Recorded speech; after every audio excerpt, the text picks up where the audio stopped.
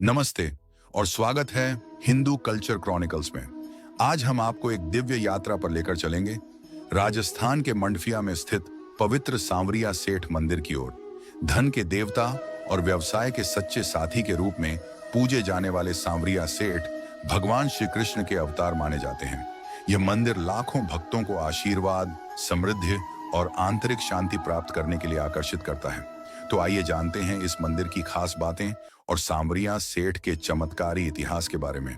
श्री सांवरिया सेठ जी का मंदिर चित्तौड़ के एक गांव मंडफिया में स्थित है।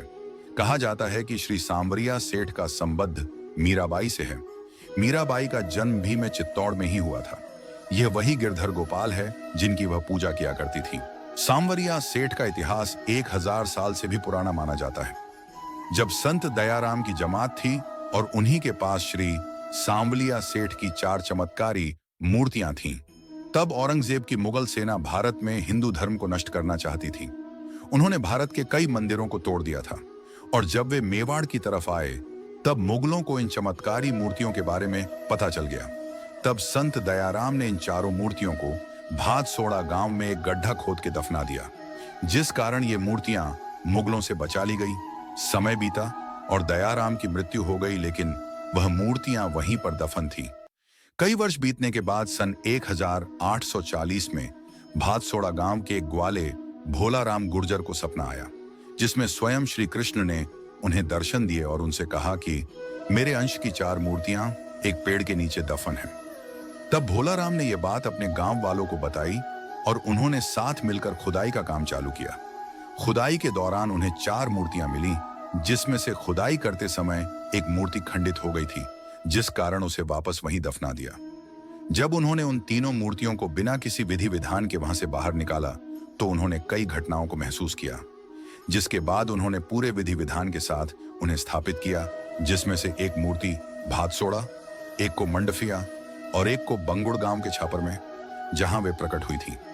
ये तीनों मंदिर 5 किलोमीटर की दूरी के भीतर एक दूसरे के करीब स्थित हैं। सांवलिया जी के 3 मंदिर प्रसिद्ध हुए और तब से बड़ी संख्या में भक्त उनके दर्शन करने आते हैं। इन 3 मंदिरों में मंडफिया मंदिर को सांवलिया जी धाम के रूप में मान्यता प्राप्त है। मंडफिया स्थित श्री सांवलिया सेठ का मंदिर करीब 450 साल पुराना है। मेवाड़ राज परिवार की ओर से इस मंदिर का निर्माण करवाया गया था। मंडफिया मंदिर कृष्ण धाम के रूप में सबसे ज्यादा प्रसिद्ध है। यह मंदिर चित्तौड़गढ़ रेलवे स्टेशन से 41 किलोमीटर एवं डब्बोक एयरपोर्ट उदयपुर से 65 किलोमीटर की दूरी पर स्थित है। समय बीतने के साथ इस मंदिर का महत्व और अधिक बढ़ता गया। भक्तों ने मंदिर का विस्तार कराया और आज यह मंदिर एक भव्य स्वरूप में स्थित है। मंदिर परिसर में मुख्य गर्भगृह के अलावा कई छोटे छोटे मंदिर भी बनाए गए हैं, जो अन्य देवताओं को समर्पित हैं। भक्तों का मानना है कि सांवरिया सेठ के दर्शन मात्र से उनकी सभी मनोकामनाएं पूर्ण होती हैं और विशेष रूप से वे अपने व्यापार में सफलता के लिए सांवरिया सेठ को अपना व्यावसायिक साझेदार मानते हैं। ऐसा कहा जाता है कि जिस समय मंदिर का निर्माण किया जा रहा था, उस दौरान कई चमत्कारी घटनाएं घटित हुईं।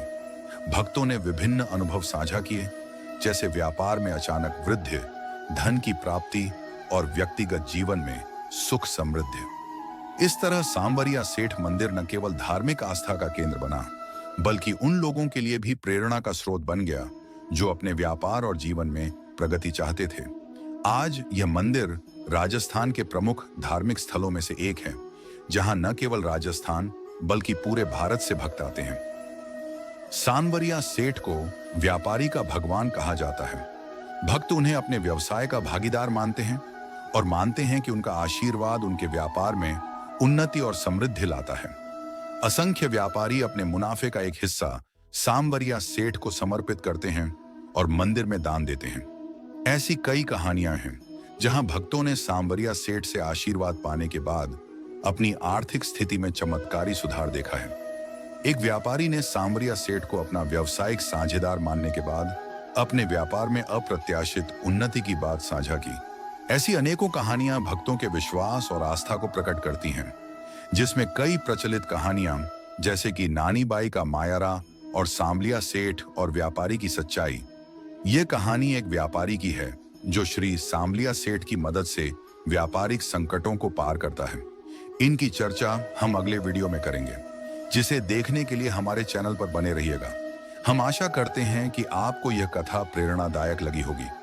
अगर आपको हमारी यह प्रस्तुति पसंद आई हो तो हमारे चैनल हिंदू कल्चर क्रॉनिकल्स को सब्सक्राइब करना न भूलें और भगवान श्री कृष्ण के और भी अद्भुत चमत्कारों की कहानियां जानने के लिए जुड़े रहें। जय श्री कृष्ण।